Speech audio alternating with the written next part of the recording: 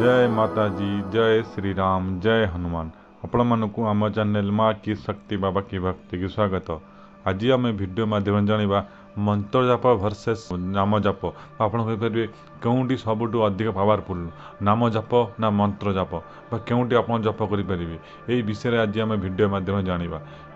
आपण जब भिडियो भल लगे तेज लाइक शेयर सब्सक्राइब करेंगे और अन्य शेयर करेंगे। तेज चलते भिडियो आरंभ करवा। जय श्री राम। अनेक भक्त अच्छा जो मैंने कि भगवान को नाम जप करती और अनेक भक्त अच्छा जो मैंने भगवान को मंत्र जप करती। से अनेक भक्त अच्छा जो मैंने कि नाम जप करती मंत्र जप करती। तो आ भितर आप कौटा पावरफुल क्यों जिनटी सठिक उपाय भगवान भक्ति करने ये विषय आज जाना। सब मन रखता आप जो नुआ नुआ पूजा पाठ कर नुआ नुआ भक्ति कर भगवान को आराधना करने इच्छा अच्छी प्रथम सब भगवान को नाम जप करूँ। भगवान को नाम जपर ही आपण भक्ति आरंभ होता है। आपमती जेकोसी भगवान नाम जप करेंगे जेपरिक राम राम राधा राधा किंबा शिव शिव हनुमान बाबा नाम आप जो इष्टदेवी आपण अच्छी आप जो भगवान को पूजापी आपण आग्रह प्रकाश होगी आप भावुँ मुझे भगवान पूजा पाठ कले मोर सब दुख दूर हम तेणु आप भगवान प्रथम नाम ही जप करूँ।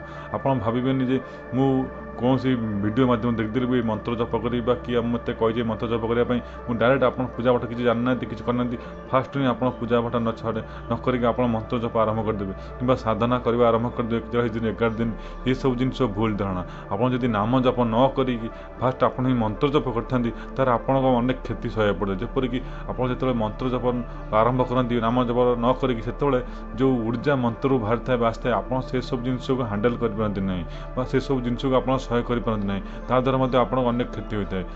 तेणु सब प्रथम स्टेप पूजा भक्तिर आरंभ होता है नाम जपरू।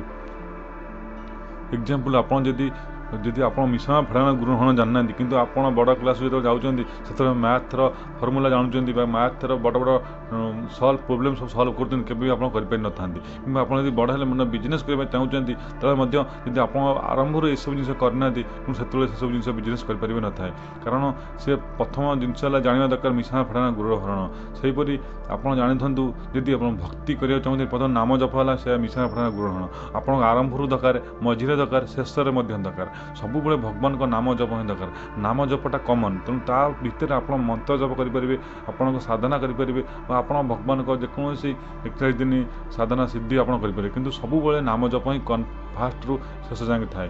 तेणु सब मन रखता नाम जपटा आरंभ ही करता आप प्रथम नाम जप आरंभ कले ही आप आगू सिद्धि पाइपर नाम मंत्र जप सक्षम हो पारे। तेणु फास्ट जानतु कौटे सब पावरफुल मंत्र जप ना नाम जप सेमती किसी न थाए।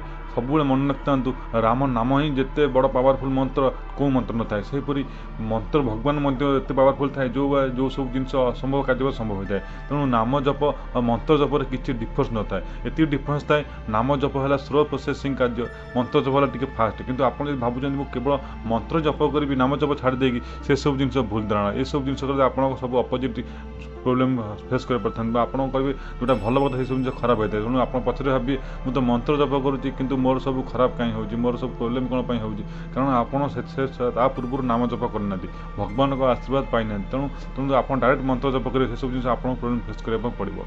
तेणु सब प्रथम जिन नाम जप जदि भी आप कौन मंत्र जप करने चाहते तेणु फास्ट आप 3-4 मास 6 मास अतिक्रम नाम जप करा पड़ो। नाम जप ही फास्ट प्रोसेस ता भीतर आप धीरे धीरे मंत्र जप करुवे अल्प समय मंत्र जप करते कि नाम जप अधिक समय करते सेहीपरि जदि आप साधना करने चाहते तेणु आप नाम जप करना फास्ट बस कौन मंत्र ओम हन हनुमते नम फास्ट साधना करेंगे से सब जिन आप सहाय करेंगे आपन को ऊर्जा एत पावरफुल आसो आप से सब जिन हैंडल करेंगे आप मस्तिष्क विकृत होबार लगे आप जीवन प्रोब्लेम पलि आसो ये सब जिन आप निश्चय आप फेस कर पड़ो कारण आप से मंत्र ऊर्जा को बालांस कर हैंडल करेंगे ना। तेणु से सब जिन आपत करेंगे जिते आपण नाम जप थाए आपण पाखे नाम जप कंटिन्यू थाए। तेणु सब मो भिडियो देखते हुए जिते मुझे कौन साधना मंत्र देता है सब भगवान को नाम जप आरंभ करेंगे मझीरे मंत्र जप करेंगे शेष नाम जप करेंगे या द्वारा कौन थाए ऊर्जा बालांस थाए ऊर्जा जो आसे आप शरीर से सब जिन बालांस ही रही है। तेणु सब मंत्र जप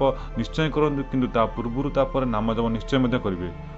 ଏବଂ ଯେଉଁମାନେ କେବଳ ନାମ ଜପ କରୁଛନ୍ତି ସେମାନେ କେଉଁମାନେ ହେବେ, ଯେଉଁମାନେ ତାଙ୍କ ଜୀବନରେ ମାନେ କୌଣସି ଭକ୍ତି କେବଳ ଭଗବାନଙ୍କୁ ପ୍ରାପ୍ତ କରିବା, ଭଗବାନଙ୍କୁ ଆଶୀର୍ବାଦ ପାଇବା ଦରକାର, କିନ୍ତୁ ସେ ଚାହୁଁନାହାନ୍ତି କି ମୋ ଦ୍ୱାରା କିଏ ମୁଁ କାହାକୁ ଉପକାର କରେ ବା ମୁଁ କାହାର ସେବା କରେ, ଏସବୁ ଜିନିଷ ମନୋବୃତ୍ତି ଯାହାର ନାହିଁ, ଯେତେବେଳେ ଆପଣ ଭଗବାନଙ୍କ ନାମ ଜପ କରିପାରିବେ। କିନ୍ତୁ ଯେଉଁମାନେ ମନ୍ତ୍ର ଜପ କରୁଛନ୍ତି ତାଙ୍କର ମନର ଉଦ୍ଦେଶ୍ୟ ହେଲା ବା ତାଙ୍କର ଇଚ୍ଛା ହେଲା ମୁଁ ମନ୍ତ୍ର ଜପ ଦ୍ୱାରା ଯେପରିକି ମୋ ଶରୀର ଠିକ୍ କରିପାରେ, ମୋ ପରିବାର ଲୋକଙ୍କୁ ଠିକ୍ କରି ଅନ୍ୟମାନଙ୍କୁ ମଧ୍ୟ ହିତ କରିପାରେ, ଏହିସବୁ ଧାରଣା ମଧ୍ୟ ସେମାନଙ୍କ ଥାଏ। ତେଣୁ ମନ୍ତ୍ର ଜପ ନାମ ଜପ ଦୁଇ ପ୍ରକାର ହୋଇଥାଏ।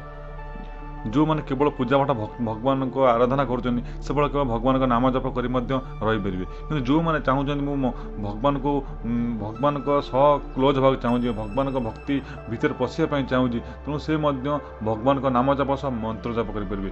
ଅନେକ ଲୋକ ଦେଖୁଥିବେ ଯେଉଁମାନେ କୁହନ୍ତି କେବଳ ନାମ ଜପ କର। ନାମ ଜପ କ'ଣ ପାଇଁ କୁହନ୍ତି? କାରଣ ଯେତେବେଳେ ନାମ ଜପ କର ସେତେବେଳେ କୌଣସି ଏତେ ଅଧିକା ଉର୍ଜା ଆସିନଥାଏ, କିନ୍ତୁ ଉର୍ଜା ଆସେ ଆପଣଙ୍କୁ ଷ୍ଟେବୁଲ୍ କରିବା ପାଇଁ, କିନ୍ତୁ ଏତେ ଉର୍ଜା ଆସନ୍ତା ଯେଉଁଟାକି ଆପଣ ହ୍ୟାଣ୍ଡେଲ୍ କରିପାରିବେ ନାହିଁ, ସେସବୁ ଜିନିଷ ନଥାଏ। ତେଣୁ ଅନେକ ଲୋକ ମଧ୍ୟ କୁହନ୍ତି ସବୁବେଳେ ଆପଣ ନାମ ଜପ କର, ନାମ ଜପ କର।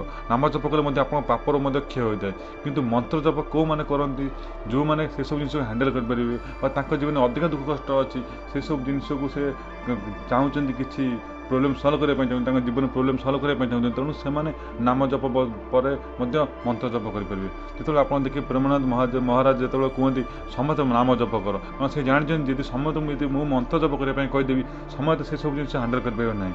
ଯଦି ସମସ୍ତେ ମନ୍ତ୍ର ଜପ କରିବେ, ନାମ ଜପ କରିବା ସହ ତେଣୁ କାହାର କ'ଣ ପ୍ରୋବ୍ଲେମ୍ ହେବ, କାରଣ କିଏ କେଉଁ ଉପାୟରେ ଜପ କରିବ, କିଏ ନିୟମ ମାନିବ ନ ମାନିବ, ସେସବୁ ଜିନିଷ ମଧ୍ୟ ଅଧିକା ପ୍ରୋବ୍ଲେମ୍ ମଧ୍ୟ ଫେସ୍ କରିବାକୁ ପଡ଼ିଥାଏ। ତେଣୁ ସେ ସବୁବେଳେ କୁହନ୍ତି ଭଗବାନଙ୍କ ନାମ ଜପ କର, କଣ୍ଟିନ୍ୟୁ ନିରନ୍ତର ନାମ ଜପ କର।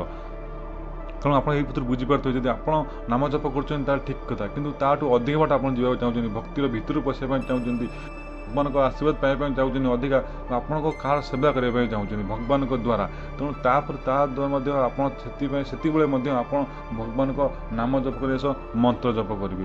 ମନ୍ତ୍ର ଜପ କରି ଦେଖିବେ ଆପଣ କିଛି ପ୍ରଥମେ କିଛି ଏନର୍ଜେଟିକ୍ ଫିଲ୍ ହେବ ବା ଆପଣ କିଛି ସମୟ ଆପଣଙ୍କୁ ଭଲ ଲାଗିବ, କିନ୍ତୁ ମଝିରେ ପୁଣି ଦେଖିବେ କିଛି ଦିନ ମନ୍ତ୍ର ଜପ କଲା ପରେ ଇଚ୍ଛା ହେବନି। କିନ୍ତୁ ସେଇଠି ଲୋକମାନେ ଭୁଲ କରନ୍ତି, ଅଳ୍ପ ମନ୍ତ୍ର ଜପ କରି ଛାଡ଼ି ଦିଅନ୍ତି, ଯେଉଁଟାକି ଭୁଲ ଧାରଣା। କେବେ ବି ଏମିତି କରିବେ। ଯଦି ମନ୍ତ୍ର ଜପ କରୁଛନ୍ତି ମନ୍ତ୍ର ଜପ କଣ୍ଟିନ୍ୟୁ କରନ୍ତୁ, ସାଧନା କରୁଛନ୍ତି ତାହେଲେ ସାଧନା ସଂକଳ୍ପ କରି ନିଶ୍ଚୟ ପୁରା କରନ୍ତୁ, ଅଧାରୁ କେବେ କୌଣସି ଜିନିଷ ଛାଡ଼ିବେ ନାହିଁ। ନାମ ଜପ ତ ନିରନ୍ତର ପ୍ରୋସେସ୍, କିନ୍ତୁ ମନ୍ତ୍ର ଜପ ମଧ୍ୟ ସେହିପରି ନିରନ୍ତର ହେବା ଦରକାର। କାରଣ ଯଦି ଆପଣ ନାମ ଜପ 11 ମାଳା କରୁଛନ୍ତି, ମନ୍ତ୍ର ଜପ ନିଶ୍ଚୟ 3 ମାଳା ପ୍ରତିଦିନ କରନ୍ତୁ ବା 1 ମାଳା ତ ଆଟଲିଷ୍ଟ ନିଶ୍ଚୟ କରିବେ, ଯାହାଦ୍ୱାରା କି ଆପଣଙ୍କ ନାମ ଜପ ସହ ମନ୍ତ୍ର ଜପର ମଧ୍ୟ ଫଳ ଆପଣଙ୍କୁ ମିଳିଥାଏ। ତେଣୁ ସବୁବେଳେ ମନେ ରଖିଥାନ୍ତୁ ଆପଣ ଯାହା ବି କରୁଛନ୍ତି ସେଇଟା ସବୁଦିନ କଣ୍ଟିନ୍ୟୁ କରନ୍ତୁ। କଣ୍ଟିନ୍ୟୁ କରିବା ଦ୍ୱାରା ଆପଣଙ୍କ ପାଖରେ ଭଗବାନଙ୍କ ଆଶୀର୍ବାଦ ଶୀଘ୍ର ମିଳିଥାଏ ବା ଆପଣଙ୍କ ଭଗବାନଙ୍କର ଶରଣ ନିଶ୍ଚୟ ଭଗବାନ ଆପଣଙ୍କୁ ନେଇଥାନ୍ତି। ଆପଣ ସବୁବେଳେ ଭଗବାନଙ୍କ ଫୋକସ୍ରେ ରହିଥାନ୍ତି। ଭଗବାନ ଦେଖନ୍ତି ସେ ମୋ ଭକ୍ତ କିପରି କରୁଛି, କ'ଣ କରୁଛି ବା ଦିନେ ଅଧେ କରୁଛି ବା ପ୍ରତିଦିନ କରୁଛି ବା ବହୁତ ବିଶ୍ୱାସ ଅଛି କି ନାହିଁ। ତେଣୁ ସବୁବେଳେ ଭଗବାନ ଜିନିଷ ଭକ୍ତକୁ ମଧ୍ୟ ମାର୍କ କରନ୍ତି। ତେଣୁ ସବୁବେଳେ ଭଗବାନଙ୍କ ନାମ ଜପ କରନ୍ତୁ, ତା ସହିତ ମନ୍ତ୍ର ଜପ କରନ୍ତୁ, ଶେଷରେ ମଧ୍ୟ ନାମ ଜପ କରନ୍ତୁ। ତେଣୁ ଆପଣ ଯଦି ପ୍ରତିଦିନ ଭଗବାନ ପୂଜାପାଠ କରୁଛନ୍ତି ତାହେଲେ ଆପଣ ନାମ ଜପ କରିପାରିବେ, ମନ୍ତ୍ର ଜପ କରିପାରିବେ, ଦୁଇଟାଙ୍କ ସମାନ ଜିନିଷ। କିନ୍ତୁ ସବୁବେଳେ ଆପଣ ଯଦି ଅଧିକ ବାଟ କିଛି ଭକ୍ତିର ଆଗକୁ ଚାହୁଁଛନ୍ତି ତେଣୁ ଆପଣ ନାମ ଜପ କରିବା ସହ ମଧ୍ୟ ଆପଣ ମନ୍ତ୍ର ଜପ କରନ୍ତୁ। ତେଣୁ ଆପଣମାନଙ୍କୁ ଯଦି ଏ ଭିଡ଼ିଓଟି ଭଲ ଲାଗିଲା ତେବେ ଲାଇକ୍, ସେୟାର, ସବସ୍କ୍ରାଇବ୍ କରିବେ ଏବଂ ଅନ୍ୟମାନଙ୍କୁ ସେୟାର କରିବେ। ତେବେ ଆଜି ପାଇଁ ରହୁଛି, ଆପଣଙ୍କ ଦିନ ଭଲ କଟୁ। ଜୟ ଶ୍ରୀରାମ।